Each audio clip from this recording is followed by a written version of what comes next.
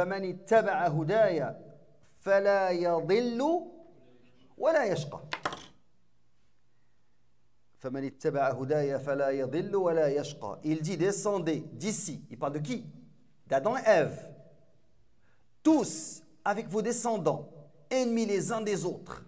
Puis si jamais un guide vous vient de ma part, quiconque suit mon guide ne s'égarera ni ne sera malheureux. أحب الله والإسلام والقرآن والجنة أحب جحافل الإيمان ترفع راية السنة. Certains disent que le bonheur est un mirage. D'autres ils disent le bonheur est un idéal mais inaccessible. Et certains disent oui c'est un idéal peut-être qui est accessible mais éphémère. Rapidement, on ne peut pas dire qu'on va être heureux dans la vie.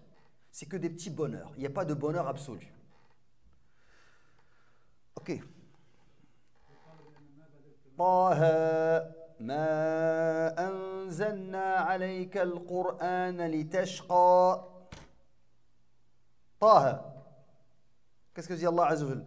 Nous n'avons point fait descendre le Coran, ou sur toi le Coran, pour que tu sois malheureux.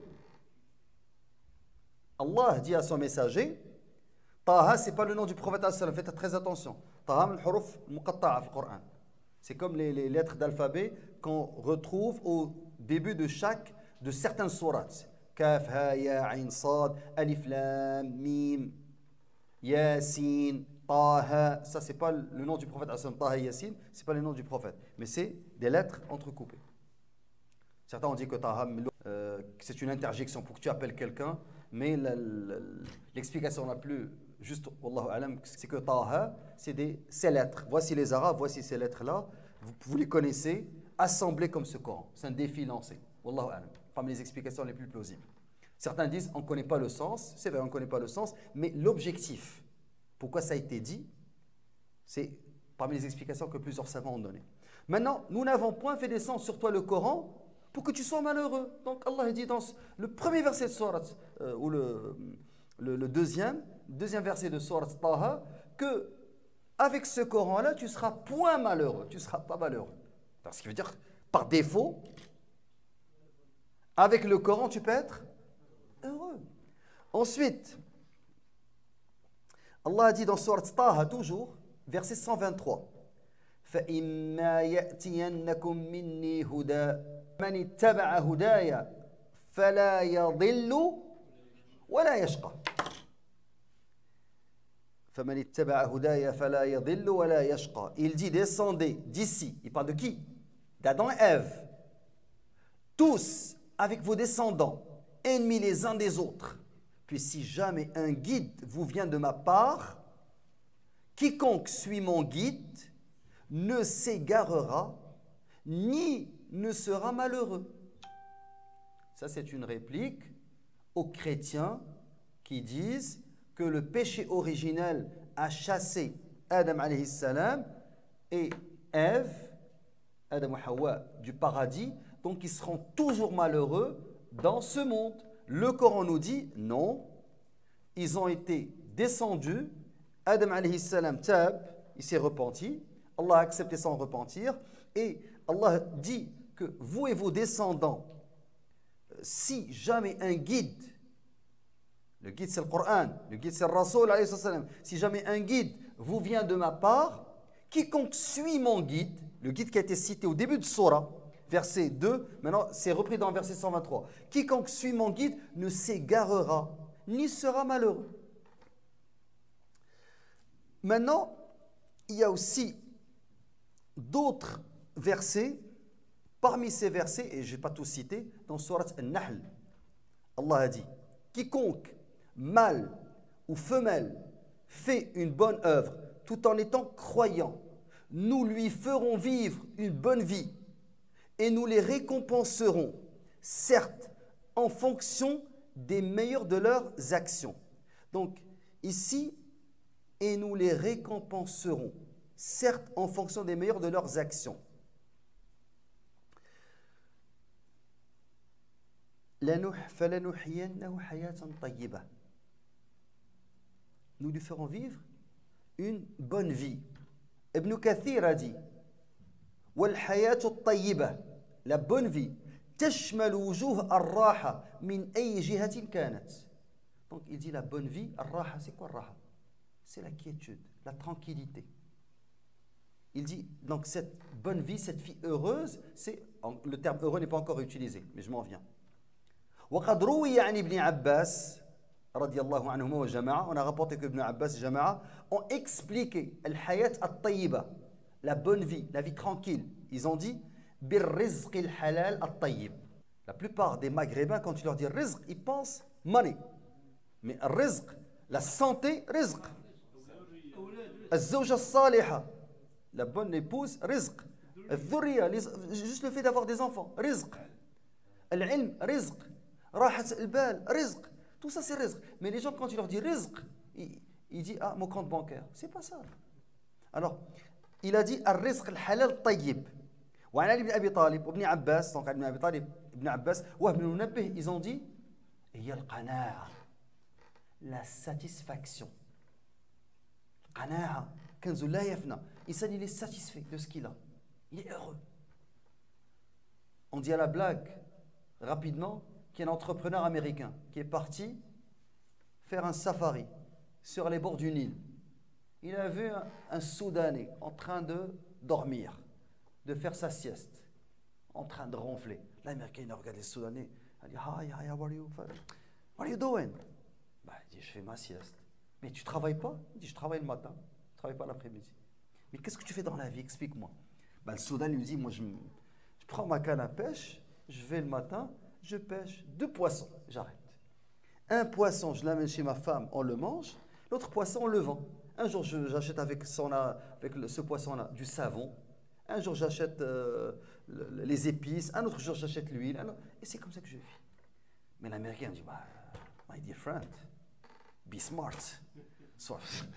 Vas-y, au lieu de pêcher le matin, pêche le matin et l'après-midi. Le matin, 2 poissons. L'après-midi, 2 poissons.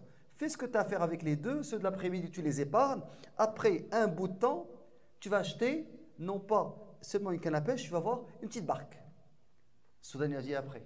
Vas-y, avec la petite barque, tu vas aller plus dans les profondeurs du Nil, tu vas attraper de plus gros poissons. L'autre a dit après. Mais tu vas acheter un grand filet, tu vas le jeter. Le Soudanais a dit, et après?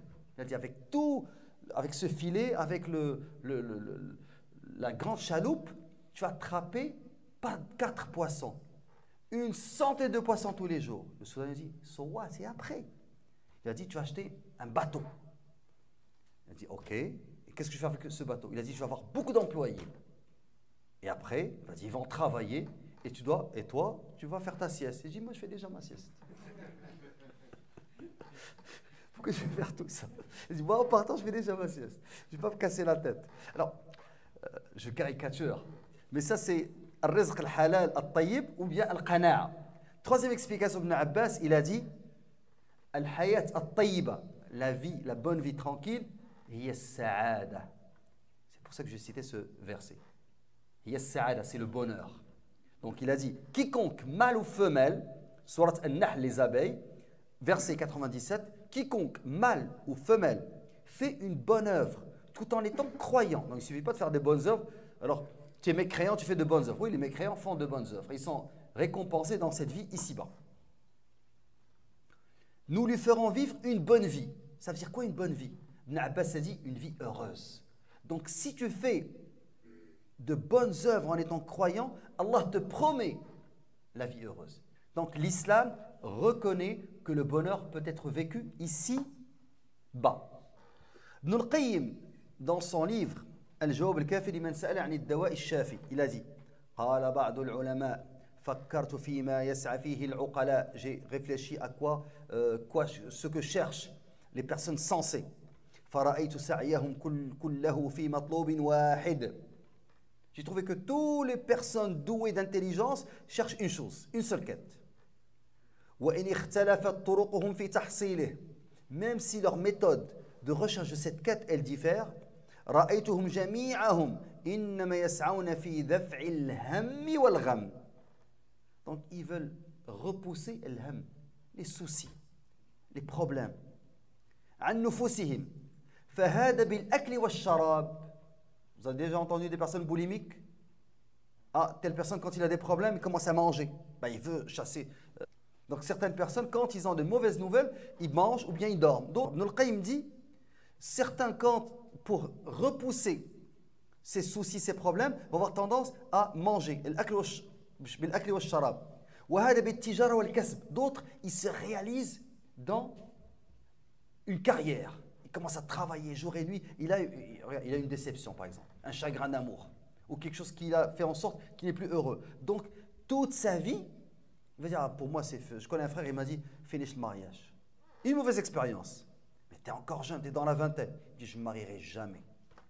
Il part à l'université, il travaille à temps plein, et je le vois de temps en temps. Je lui dis, alors? Il m'a dit, je ne vais jamais me marier. Une seule mauvaise expérience, ya rajul, taqillah. Tu étais dans la vingtaine. Il me dit, c'est fini. Alors, il dit, wahada bin nikah. Alors qu'un autre, il va multiplier les mariages. Wahada bi sima'i al-ghina. Se laisse avec la musique, les chansons. C'est comme ça qu'il va essayer de repousser cette mélancolie, ces déceptions. Wal-aswat al-mutrib wahada billahu al-la'ib. Lui, il joue. Il y a quelqu'un qui joue. Chaque soir, il s'en va faire un match de foot, de tennis, de basket, et c'est comme ça qu'il oublie. Il chasse les soucis, n'est-ce pas? D'autres, il s'en va au café avec sa clique d'amis. La pêche. Donc chacun.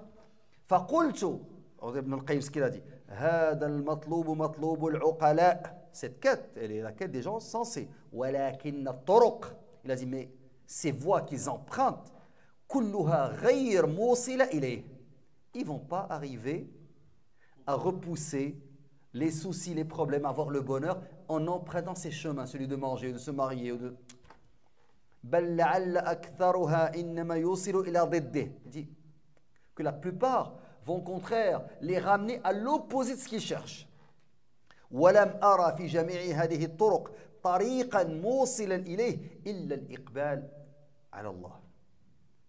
n'y a qu'une seule voie qui ramène vers le bonheur.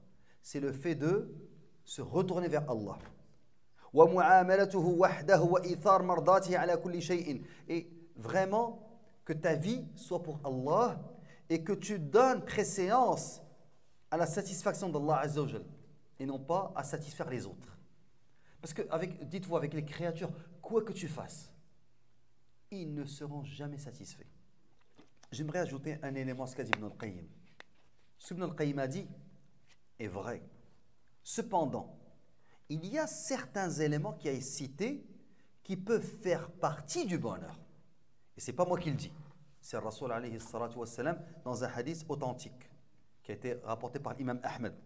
Hadith Sa'd ibn Abi Waqqas. Qu'est-ce qu'a dit le prophète alayhi salatu wassalam? Il a dit Min sa'adati ibn Adam. Min sa'ada, sa'ada en arabe c'est le bonheur. Parmi le bonheur, c'est des choses qui rentrent dans le bonheur du fils d'Adam. Al-mar'atu salihah.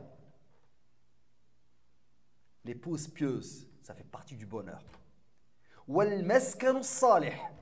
Avoir une bonne demeure. Il n'a pas dit une demeure somptueuse, une villa, un château. Non, juste une demeure qui puisse regrouper ces deux tourtereaux.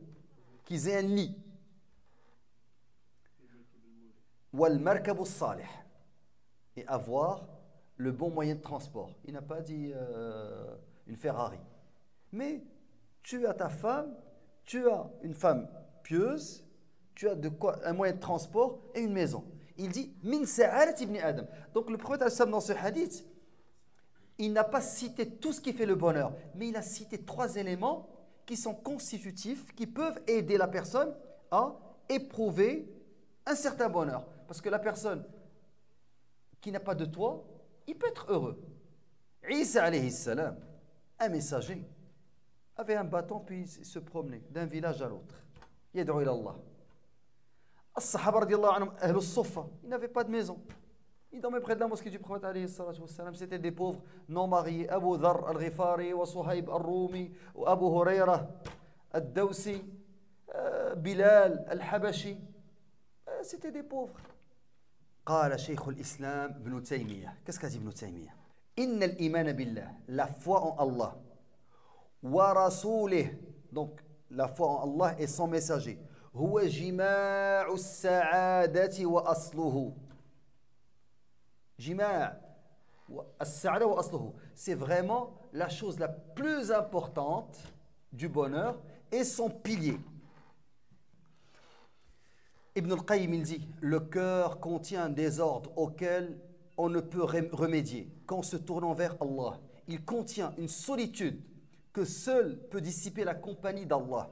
Il contient une tristesse que seuls peuvent apaiser le plaisir de sa connaissance et la sincérité de la relation avec lui, avec Allah. Il contient une anxiété qu'on ne peut calmer qu'en étant en accord avec lui et en ne se réfugiant vers lui. Il contient des feux de regret que seul peut éteindre l'acceptation de ses ordres, de ses interdictions et du destin, qu'il a fixé dans l'attente patiente du moment de le rencontrer, de rencontrer Allah Azza wa Jalla. Il contient un manque qui ne peut être comblé qu'en aimant Allah, en se tournant vers lui, dans le repentir, en l'invoquant sans cesse, en lui vouant un culte exclusif. La possession de ce bas monde et de tout ce qu'il contient ne suffirait jamais à combler ce manque. Donc il y a un manque dans nos cœurs. Et on ne sera vraiment heureux, donc il y a un bonheur, mais ce bonheur il n'est pas total. Et c'est pour cela que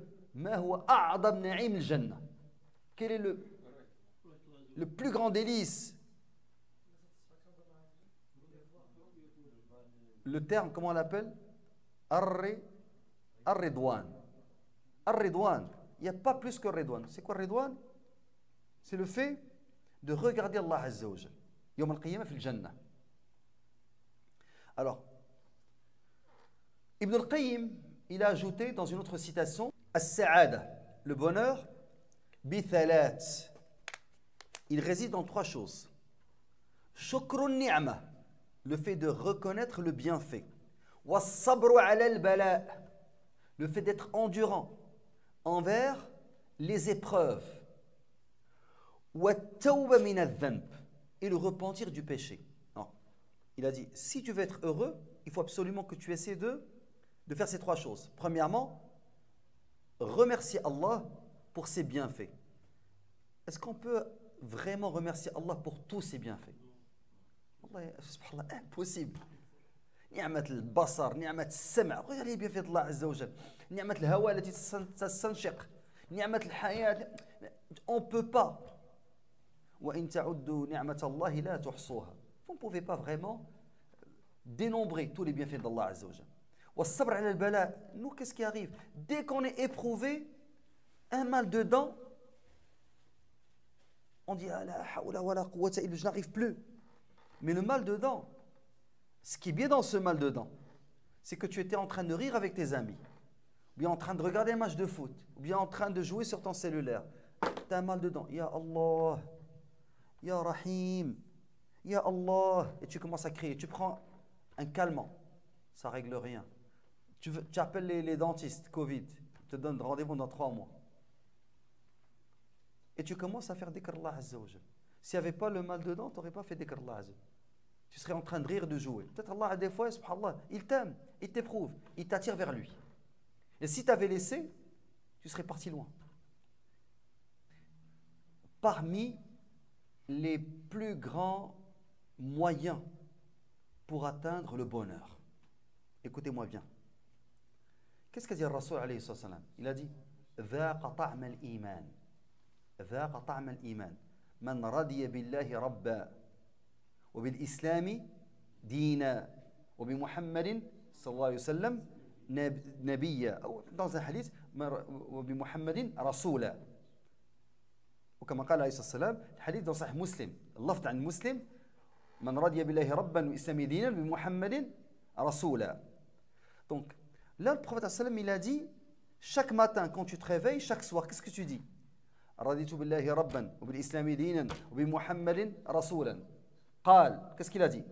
ما من عبد مسلم, il n'y a pas un musulman, يقول حين يصبح وحين يمسي 3 مرات, 3 fois ce dhikr, رضيت بالله ربا. Donc je suis satisfait d'Allah comme Seigneur et de Muhammad comme sallallahu alayhi wa sallam comme prophète. إلا كان حقا على الله أن يرضيه يوم القيامة. Allah va le satisfaire le jour. Si lui est satisfait d'Allah et de son messager et de l'islam dans cette vie ici-bas, Allah va le satisfaire le jour du dernier. Donc tu dois le dire 3 fois avant le lever et 3 fois avant le coucher. Il a dit 3 tasm. Ya Aba Sa'id, man radiya billahi rabban wa bil islami dinan wa bi Muhammadin nabiyya wajabat lahu al-jannah. Dans Sahih Muslim. Celui qui le dit, Al-Jannah sera sa demeure. Alors, subhanallah, et dans un autre hadith, Ghafarallahu lahu dhanbah. Allah va lui pardonner ses péchés. Regardez ce dhikr, subhanallah, qu'on dit, mais qu'on ne réalise pas. Si tu le dis, Allah yurdik yawm al-qiyamah. Si tu le dis, Allah yaghfir dhanbak. Si tu le dis, Allah Azza wa Jal, il va te satisfaire. Seulement ce dhikr, tu dis 3 fois, avant le lever, avant le coucher. Ibn al-Qayyim, qu'est-ce qu'il a dit à propos du bonheur? Il a dit As-sa'ada bi thalat, shukru ni'ma wa sabru ala al-bala. Et Cheikh Islam Ibn Taymiyyah, il a dit que jima' as-sa'ada wa asluhu al-iman billah wa rasulih. Et parmi les choses que les gens n'ont pas, c'est qu'ils ne sont pas satisfaits de leur situation. Ils ne sont pas satisfaits. La yarda bima qaddara Allahu lah. Il dit pourquoi c'est moi? Mais qui t'a destiné cela? C'est Allah. Pourquoi ça m'arrive? Subhanallah. Chaque fois que je fais ça, ça m'arrive. Allah a voulu que ça t'arrive. Et j'ai rien fait. J'ai fait ce qu'il fallait faire et ça m'est arrivé. Qadar Allah, c'est le destin d'Allah Azza wa Jal. Fayandur, hal tasbir wa tahtasib, ou tatasakhat. Et tu frappes avec ton pied, tu claques la porte. Tu sais quoi ça? Pourquoi ça m'arrive? C'est seulement moi. Ain, sihr. Les gens sont jaloux. Allah t'éprouve pour voir comment tu vas te comporter. Subhanakallah wa bihamdik, ashhadu an la ilaha illa ant, nastaghfiruka wa natubu ilayk. As'al Allah azza wa jalla an nakuna min ahli as-sa'adah, an narzuqana as-sa'adah fi ad-dunya qabla al-akhirah. طه ما أنزلنا عليك القرآن لتشقى إلا تذكرة لمن يخشى